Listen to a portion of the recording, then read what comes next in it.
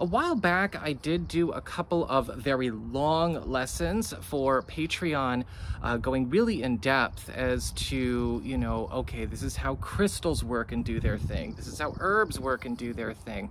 And I want to reopen those conversations. I tried downloading them to edit them and put them up here as vault videos, but I wasn't really thrilled with the quality. Those were live crowdcast episodes that I made a couple of years ago. And I figured, you know what, maybe that's just a sign we want to do this over again. And it's a beautiful day outside, and I was already charging and energizing and cleansing some crystals in the sun, so it all just kind of came together like that. And this will also, of course, be helpful as click material for those of you that are looking to maybe, do the chop wood, carry water thing, and also see where certain things click or help certain things click on your path that haven't clicked yet.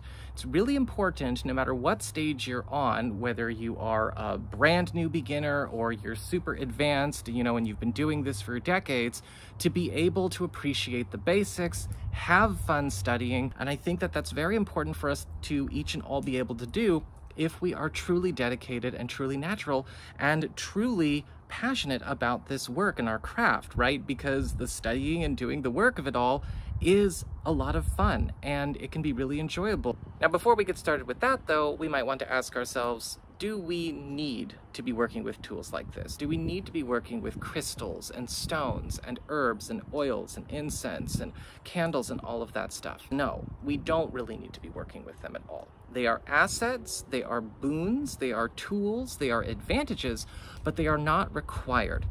When we are working with tools, what we are doing as spiritual practitioners, magical practitioners, right, magicians, wizards, witches, we are working as alchemists and stacking vibrations in order to be the match for the reality we want to have. So if we have a reality that is built up and comprised entirely of energy, right, on different levels, sometimes it's non-physical, sometimes it's physical, that energy is going to correspond to different experiences and different outcomes and different manifestations and different creations and effects based on what that vibration is made of. Now, working with tools allows us to get more coherent, more precise when it comes to our work in this area. Now, if you are very proficient at setting your energy, setting your vibration in the most coherent and crystal clear way, no pun intended, to create the effect that you want to have, then you don't need to have crystals or stones or tools in order to create what you are looking for. Then you don't need to necessarily go out of your way to stack all of these vibrations in order to precipitate the effect or what you are trying to make happen. But these tools essentially help us to do that as well. And so sometimes you'll feel called to work with tools, sometimes you'll not feel called to work with tools. Sometimes you'll work with a lot, sometimes you'll work with a little. It's all about what you're trying to do and what is going on when you are doing it and what you're trying to create. This also comes down to practice and study. And that all comes back to the Hermetic principles of the law of correspondence and the law of vibration, right? It's like attracts like, the opposite repels. There's all kinds of different interplays going on when it comes to whatever energies or frequencies you are invoking to do the work that you want. So let's talk about herbs to start, plants, the plant world, because they are the closest to us as living entities, living beings, living spiritual vessels that do have a lifespan and also take on a moving or kinetic molecular structure that also has its own sort of story, its own soul, its own connection to the collective consciousness in a way that is, again, a part of the organic cycle of life. Herbs themselves, and I've got my cloves here. For those of you who know me, cloves are one of my favorite herbs, and I've got a couple of other little plant specimens here, nice happy little pistachio snack as well. What plants do, even if they are maybe no longer a part of their main body, they've been harvested, right? We've got pistachio nuts here, which are basically seeds, and we've got cloves here, which of course have been harvested as well. Plants will add to the power of your working. They will add to the power of your spell by bringing what they are naturally to the table. And when it comes to what they bring to the table, right, this requires an understanding of different herbal correspondences. Luckily, over the course of millennia and a millennia of trial and error and, you know, cause and effect, a lot of practitioners and magicians and witches and wise women and alchemists have already documented a lot of their findings and their works for us. And so, you know, when we talk about ingredients for different things, that's where that all comes from. What we do with herbs and what we do with plants basically augments what we're already trying to do, what's in, you know, what energy we are putting into our work. However, what makes herbs different than, say, maybe a crystal or a candle is that herbs are going to do it their way. And herbs do tend to work faster than crystals, and they do tend to work about as fast as candles, almost instantaneously when it goes to putting their energy to work. However, we can't clear herbs and, you know, wipe the slate clean and then reprogram them afterwards, because they are already bringing their own selves, their own power, their own vibration to the table, right? They are still connected to their plant self. And so what's going to happen is that, you know, depending on what you're doing and what herbs you're using, a different working or a different ceremony or a different spell is going to manifest that result a different way. There are many different ways, for instance, to do a money spell or a protection spell. If you, say, did a money spell with a lot of more gentle or milder herbs or maybe plant matters such as orange, or you might be working with maybe pine or cedar or fir or something like that, that money spell is going to show up and do its thing very differently than if you used maybe more intense herbs or spicier herbs that also can correspond to wealth, abundance, and money. For instance, clove is really good for money and attracting wealth, and so is cinnamon. But those do tend to precipitate their results in much more intense and drastic ways. There are also herbs like mint that speed up developments when it comes to any kind of working that you have, right? Mint tends to hit very quickly. You tend to notice that cool tingling sensation when you are, say, eating mint, or you might be taking a bath in mint, which I've done before, and you got to be very careful with that because that can get uncomfortable quickly. And so when you think about herbs, think about, all right, you are bringing in tools that are basically there to spice up and move along what you're working with. So we've got clove here, right? And so what do we know about clove's correspondences? What energies and vibrations does clove possess, and how does it go to work? Well, the way cloves go to work is that, well, we know clove can be very intense, very attractive. It can be a very sexy smell, but it's also got a bit of a bite to it. It's also got a bit of a burn, a bit of heat. And so we've got a very hot, passionate, and powerful herb that, you know, it can attract wealth and money. It can also awaken erotic desire. It carries a lot of the masculine sexual energy to it. It is also very strong for protection, right? It can clear away and banish negativity. It can break hexes and curses. It can repel hostile entities as well as hostile people. And it can also halt gossip. It is used to halt gossip or even return to sender and reverse upon the sender any kind of negativity that is being sent one's way. But it is also one that does tend to be a bit more aggressive. And when we think of clove, right, tasting clove, smelling clove, it can be incredibly aggressive. In fact, you never want to use just pure essential oil on your skin anyway. But if you've ever gotten a drop of clove oil on your skin, or maybe you have, you know, bit into a clove, you know, when you're cooking, you know that this is a very intense and very powerful herb.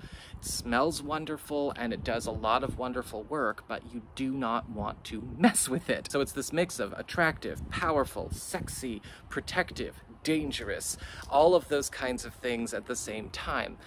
So how would you, want to employ clove in your works? Or is something that you're trying to do maybe appropriate for clove or not appropriate for clove? Or if you're doing it for somebody else, that depends. It all, what are you working on there? Pistachios are also a very strong herb or legume, but I just kind of say herb for everything. So pistachios are actually a very, very cool plant. Actually, I don't really like nuts very much. I like pistachios and I like cashews, and that's basically it. Pistachios can be very protective as well, but they go about it in a more defensive kind of way. Whereas we look at, say, clove as sort of the sword, pistachios are kind of the shield. Pistachios are also really good for protecting the mind, protecting one's volition and free will. It's used in a lot of spells and workings to break love spells and break compulsion spells and control magics. It helps restore free will. It can also help to keep you in a space where you're not going to get manipulated, right? Repel hypnotic suggestions and things like that. It can also be really good in business situations or tense meetings where you need to make sure you are holding on to your will and your volition. You can also have this herb, even charge it and eat it to break hexes and curses and psychic attacks and things like that. But the way it works is a bit differently than the clove, whereas the clove is kind of like, yeah, the pistachio is more of a shield, right? It puts up the shell and then it sheds everything that's not going to belong, right? It puts up the shell and then it keeps out all of that. It removes and then discards what might be getting projected onto oneself. And it's really focusing on more of protecting you or protecting what you're working with here or whoever this is for, as opposed to maybe taking on the source of the negativity, which is really more about how the clove would operate. And you can think of that with all kinds of different herbs as well. There are plenty of different herbs that kind of do a little bit of both. Cedar and fir and pine are great examples of very versatile protecting herbs or protection plants. They also correspond to money and wealth, but they kind of do whatever you want them to do. Do you want them to take on and get rid of the negativity, or do you want them to put up a shield and hold the space? So whatever you're working with when it comes to herbs, you got to know the herb you're working with, and you got to understand that you're bringing in something that's going to go about getting the job done its way. It really depends on what you want to happen and why. And, again, researching your own herbs and, correspondences and things like that, that's going to be crucial. Now, the way you go about setting the intention for an herb or a plant or a nut is very, very simple. You basically take the herb that you are going to be working with, or say you've already mixed them together in a bowl or in a bottle or on a plate or whatever you're working with there. And then you take your plants or your container or whatever you've got, and you put your hands over them, or since I'm actually holding the herbs, can't really hold everything. So again, this can work for a bottle or a bowl. Just put your hands over it, however you want to do it. You don't have to touch it. And you focus on your heart, right? We charge from the heart. There's a lot of misinformation out there about charging with the third eye. That's kind of a new age myth. The third eye is there to observe and basically receive and process information. You charge from the heart and from the hands, and you charge with the breath. That is how we go about empowering our tools. First, you focus on what you want, right? You get very, very clear. And remember, the more coherent and understandable and direct your intention is, right, with a bit of specificity, it can't be too specific, but it also can't be so vague and impressionistic it means nothing. So let's say I was getting a lot of mental messages. I felt like somebody was trying to project a lot of emotions towards me, that they're not on my list, right? These are not people that I am okay with getting these messages from. And so I would just set my intention. I could say it out loud, or I would say it in my mind, however I wanted to say it. I would say, all compulsions, manipulations, illusions, intrusive or imposed thoughts, and any kind of hypnotic suggestions and violations of my volition, free will, and clear sight be now dissolved, neutralized, and repelled. And then I would, now that I've set the intention, charge my pistachios, right? Visualizing that the pistachios are now lighting up. Just a pure crystalline light.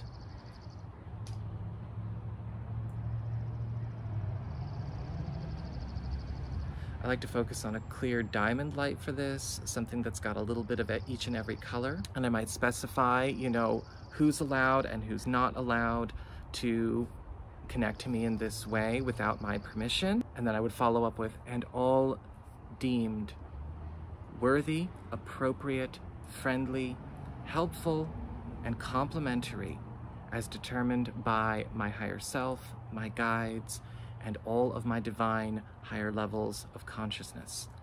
Thank you. So it is. And so it is. And then I would, of course, eat my pistachios. Oh, I love them.